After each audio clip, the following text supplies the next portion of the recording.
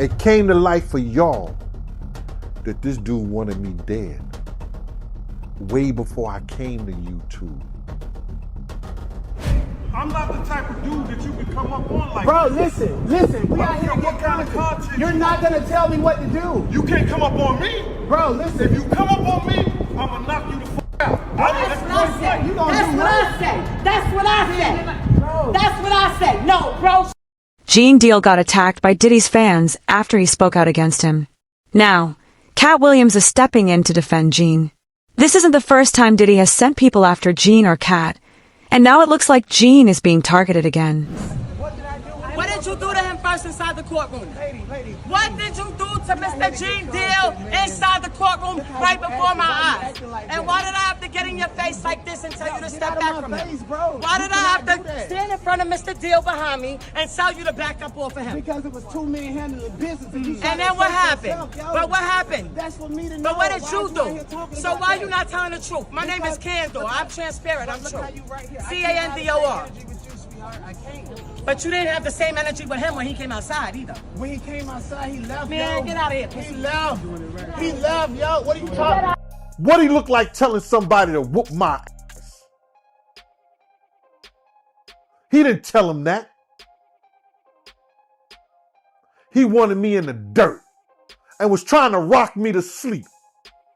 He knew where I was at. Roger Bonds, Diddy's former security guard, said that Diddy told his guards to attack Gene Deal and jump him anytime they saw him. And it wasn't just rumors, Gene Deal himself confirmed it. In a recent video, he said he's been extra careful and avoiding some places because he feels like his life is in danger. Diddy even sent guys from the streets after Gene and told them to beat him up wherever they find him. It came to light for y'all that this dude wanted me dead way before I came to YouTube. And Dr. spanked me on my fucking ass. I ain't took an ass whooping since my mama and my daddy. When they stopped taking it, I guess I'm got amnesia. I don't know what an ass whooping look like or feel like. The truth might be even worse than it looks. Diddy doesn't just want to hurt Gene, he wants to make the streets fear him, and he's using Gene as the example. But Gene isn't scared of Diddy, and he knows how to handle himself. Gene said he's not the type to sit back and let Diddy do whatever he wants. If Diddy wants a fight, then he's going to get one. He say, yo, you got questions to answer. For who? I said, if you want me to answer questions, do interview. I got a booking number, then you do interview. I answer any of your questions. I ain't got no problem of answering anything that you want to know. All you got to do is pay my fee and I'll be there. He said, well, you ain't gonna tell me how to get the contact. And as soon as he said that, and he came like he was coming close to me, I took it back to 92. Wu-Tang. Protect your neck. And that's all I'm gonna say. I took it back to that. I took it back to 1992 Wu-Tang. Protect your neck. And he know what I'm talking about. Then when I did that, then next thing you know, a girl came, the guards started coming and stuff like that. And he told the guards, yo, watch the camera. He hit me. That's what he said to the guard. So one guard was like this. One guard got in front of me and I moved. He said, yo, Gene. He said, yo, Gene, because he know me. He said, yo, Gene, you could just knock me down, bro. Just take a couple of days and get up out of here. And so I was leaving. So he ran and got his camera. And then somebody called my name. He called my name like that. I turned around and I just said to him, I said, yo, bro, I'm not that dude that you could just run up on. I'm not that dude that you could say whatever you want to say. I'm a grown man. You understand? I'm not that dude that you could say whatever you want to say to, because if you run up on me, I'm going to knock you the F out. And that's how that went, bro. And there's nothing I'm proud of.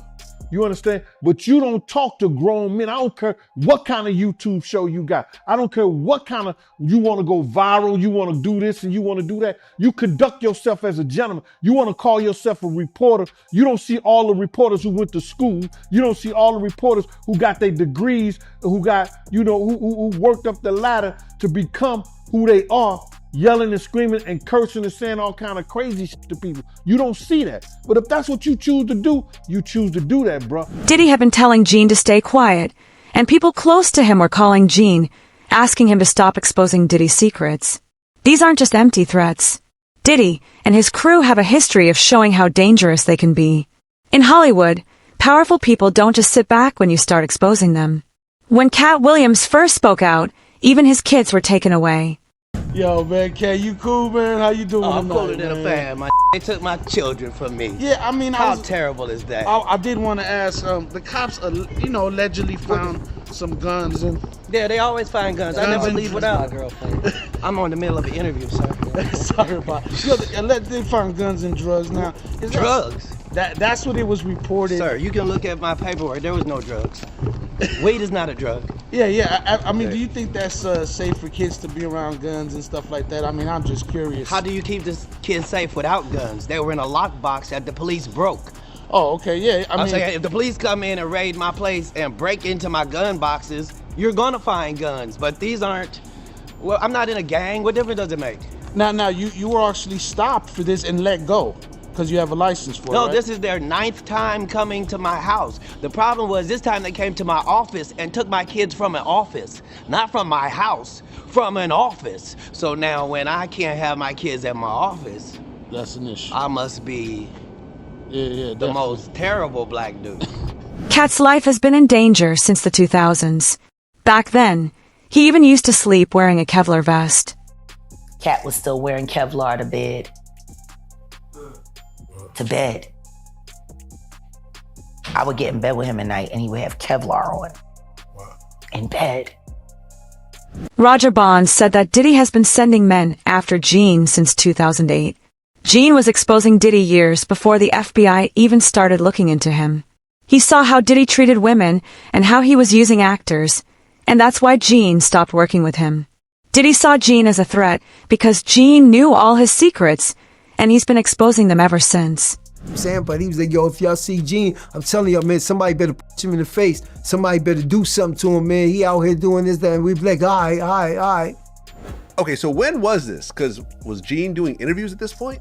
Yeah, we talking like 2008, 2009. Gene was spreading the word. You know, Gene was always bad-mouthing Gene. Wait, hold on. Vlad TV started in 2008, 2009. YouTube was really early. No, at that he point. wasn't doing YouTube and stuff. He was going around talking a lot of shit. And we okay. all from Harlem. So he was just talking a lot of shit. And it's a small, Harlem Okay, is so small. what was Gene Deal saying during that time? What did you hear? He basically was talking about Puff and woman that was going on with him and Kim. Puff being gay, you know, with him and Usher, shit like that. He was talking the same shit that he's talking now on a major scale, but he was spreading it around Harlem. Okay. So it was basically a thing where, yo, if y'all see that, man, I'm telling y'all better hear he got hands put on him, this, that, and the other, but we seen him. Tissa said that another content creator covering Diddy was attacked by Diddy's fans outside the courthouse. Those supporters also warned Tissa that Diddy would come after her and make her pay. All of this happened right in front of the police, but the cops didn't do anything to stop it. Dog will holler. A hit dog will holler. A hit dog will holler. So listen, let me just tell you something, right? Because this is an interesting point that Lovely T actually point out. All the people with money, power, influences, Diddy's equal. They refuse to come and support this man because they know something was wrong. But there are a million broke, dusty, desperate, bitch-ass men out here trying to bully women. It was a travesty. It was an all-out circus. Everybody, including myself, are running to safety. I've got a question for you, Tisa Tells, and everyone's going to want to know this. You're in a car right now. You had to leave the courthouse. Why? I had to leave the courthouse because Diddy's supporters were out of control. The first time I ran and did my live, of course, I had 2 armed security guys. Everyone told me, the people in the courthouse is like, make sure you have security. There's a lot of weird stuff going on. It wasn't just me, but I'll tell you what I experienced. Diddy's supporters surrounding me, threatening me, saying that they were going to hurt me. It was a serious situation. It got so bad and there was so much chaos and violence that they actually had to lock the courtroom down and force the Diddy supporters across the street. It was something myself, the news media, mainstream media, new media have never seen in their lives. The level, and again, the jurors, I hope to God they know how to sleep at night. Because again, I'm sure they did their duty. But when all that chaos was happening, as I was being threatened and ushered out by armed security people, I thought, this is what the jury did. They sent a signal that it is okay to use violence. It's okay to drug people up. It's okay to live a life of debauchery. It's okay to do whatever you want. Because guess what? If you work hard enough and you have enough money and enough delusional fans and you have ingrained yourself in culture enough that you can do whatever you want. And 12 of your peers will look the other way. Again, this jury was shocking. Tisa tells, when you say that Sean Combs supporters threatened you, what were they saying? They were saying, you effing B, we're going to kill you, you effing B. Apparently I work for the feds. You're a plant. You made this all up because of you. Again, they're not too smart. Tissa and Jean aren't the only ones being attacked. Last year, Jamie Foxx was allegedly poisoned by Diddy. After Jamie recovered and called Diddy out for it, he was attacked too. Is it really just a coincidence that almost everyone who goes against Diddy ends up attacked or harassed soon after? Jamie even had to get stitches after a fight with one of Diddy's supporters. Actor Jamie Foxx was injured during an altercation at a Beverly Hills restaurant. Foxx is speaking out about the incident, which is being investigated by police. It comes just days after the Oscar winner revealed for the first time that a brain bleed caused him to suffer a stroke last year. Here's ABC's Phil Lipoff. Tonight, actor Jamie Foxx is recovering after an altercation at his birthday dinner in Beverly Hills left him needing stitches. Local police received a call about an incident at the high-end Mr. Chow restaurant near Rodeo Drive just after 10 p.m. Friday night. A representative for the actor saying someone from another table threw a glass that hit Foxx in the face. It's unclear whether Foxx was involved in the fight or merely a bystander. No arrests were made, but the investigation remains ongoing. It has already been an eventful month for the Oscar winner. In his recently released Netflix stand-up special, Foxx opened up about the mysterious health crisis that put him in the hospital for several weeks last year. I was fighting for my life, but I'm here in front of you. Foxx telling the audience a doctor gave his family a grim diagnosis. He told my sister some horrible news about her big brother. He said he's having a brain bleed that's led to a stroke. But now, the actor is proud he beat the odds. Said I couldn't walk, but look at me now. And Lindsay, Foxx appears to be keeping this positive attitude through this latest incident, writing on social media this morning, "The devil is busy, but I'm too blessed to be stressed." Everyone who speaks out about Diddy's crime seems to end up hurt or even worse. Keith D., the man who allegedly killed Tupac Shakur under Diddy's orders, was also suspiciously attacked in prison after he exposed Diddy's connection to Tupac's death. Diddy was even named a person of interest in Tupac's murder after Keith D. accused him of paying $10 million to have Tupac killed. We have an update now on Dwayne Keefe D. Davis. He's charged in the murder of Tupac Shakur. Davis was in court again this morning after a fight with another inmate. Fox 5's Mike Allen walks us through what happened. Dwayne Davis is answering for a jailhouse brawl. Here's what court records show, along with images from surveillance video released by Las Vegas Justice Court. On December 23rd, Davis was being escorted back into his cell when another inmate, Rockland Hamilton, who's also facing a charge, is standing to the right by a sink in this room. Hamilton walked over to Davis and squared up, looking ready to fight. They started throwing punches and grappling, and the officer escorting Davis called for backup, gave verbal commands too for the inmates to stop fighting. Big homie CC, another celebrity security guard, said he's been poisoned 3 times since he started speaking out against Diddy. In an interview on Piers Morgan and Censored, he explained how Diddy makes people who speak against him disappear. Big homie CC also said he was threatened for speaking out and pointed out that it's no coincidence Kim Porter suddenly died from pneumonia. Terrible things are happening behind the scenes. And this sounds familiar. You know, along this path, I've been poisoned 3 times. My toxicology report showed cyanide, and cyanide metabolizes into pneumonia in your body. So I've had pneumonia on 3 occasions. And these problems didn't start for me until I started to speak out about people like this. It's been a hard time to line up this interview because the last time I was scheduled to be in this interview, randomly, our car gets hit from the side by a blacked out vehicle. No license plate. That's happened 3 times this month so far. Really? Somebody didn't want me to do this interview. Yeah, somebody didn't want me to do this interview. I'm somebody where I've had FBI come to my house before and tell me they found a threat against my life. So, I'm well versed in this world. But, I got round the clock security. One of them was sitting right here with me right now. This is a dangerous game people are playing, and it's a good feeling for me to see the justice system prevail, and some people deserve retribution. You clearly feel that Sean Combs, over the years, has made people disappear. Right.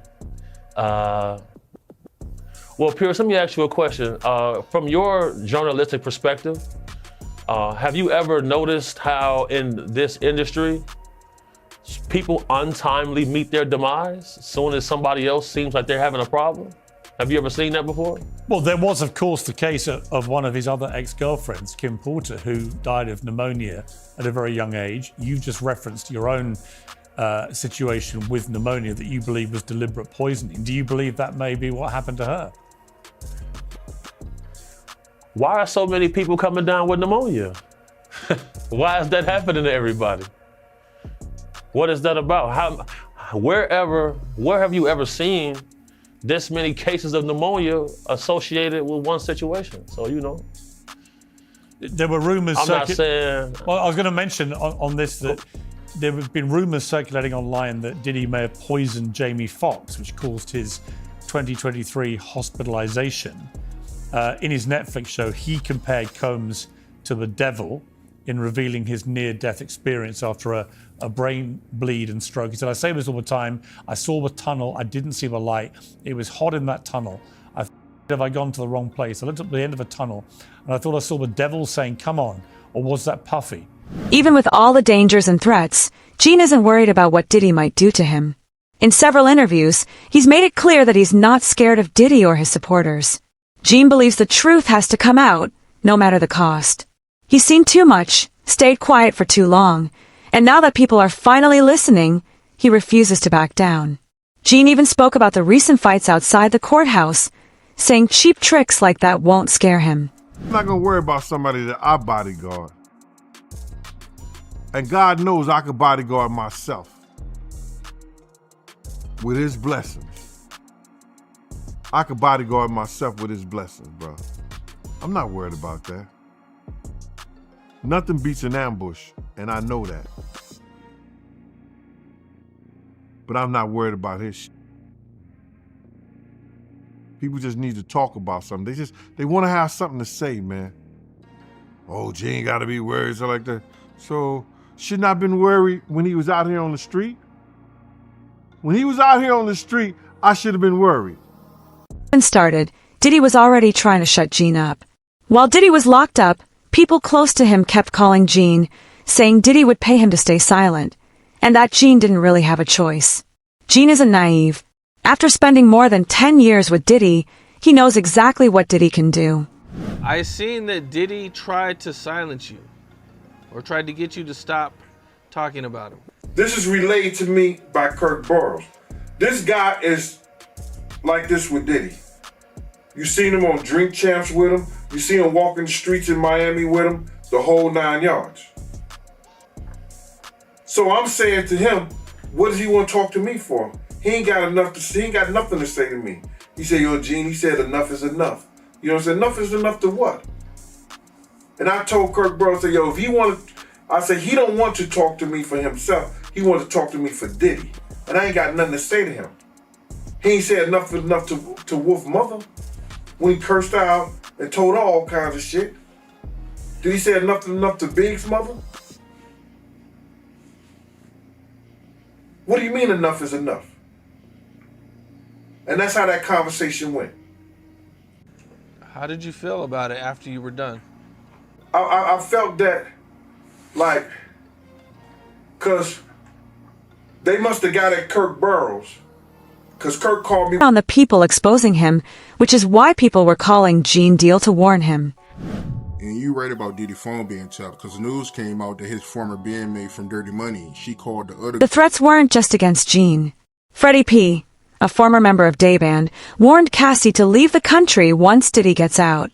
He said Diddy's people are already planning payback, and that Cassie is next. Freddie told her to take her family and go, because if Diddy can't reach her, he'll go after the people she cares about. And now, Cassie, just go ahead and move out the country, baby. Pack little white guy up, get on out of here. We'll protect your family. Because if you think Sean and he done beat it, and you got 30 out of him, at the least, me personally, at the least, I would get your boyfriend every time somebody see him. Like, I wouldn't have to be there. So I'm telling you, if I would do that, I don't know, you know Sean better than me. Cassie. So you believe that Diddy, he'll try to harm Cassie if he get out? I think so. I'm not trying to... Man, it's hard because I don't know what Sean's getting out. I don't know what Sean is getting out of prison. I don't know if Sean is reformed. You get what I'm saying? Like, I don't know if Sean gonna get out more arrogant now that you just beat the feds.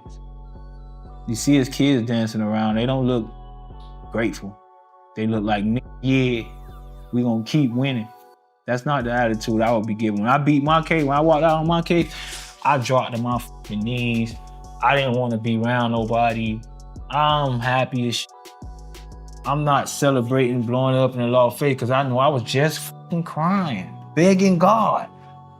Nobody was in there with me. I was begging him. So how I look like to get out here and act like some macho hero, like I wasn't just being a little bitch on my knees for my father to save me when nobody else would. So I don't know what P. Diddy getting out. But me, personally, you took 30 million from me, I would advise you to get it. I would get out and tell you to leave the country. Diddy's empire is falling apart, and the people he tried to silence are now speaking louder than ever. More voices are coming forward, and the evidence keeps stacking up. This isn't just conspiracy talk anymore. These are real confessions, eyewitness accounts, and documented threats. The story is only getting started, and we've got all the details on who could be next. Make sure to subscribe, turn on notifications, and stay alert.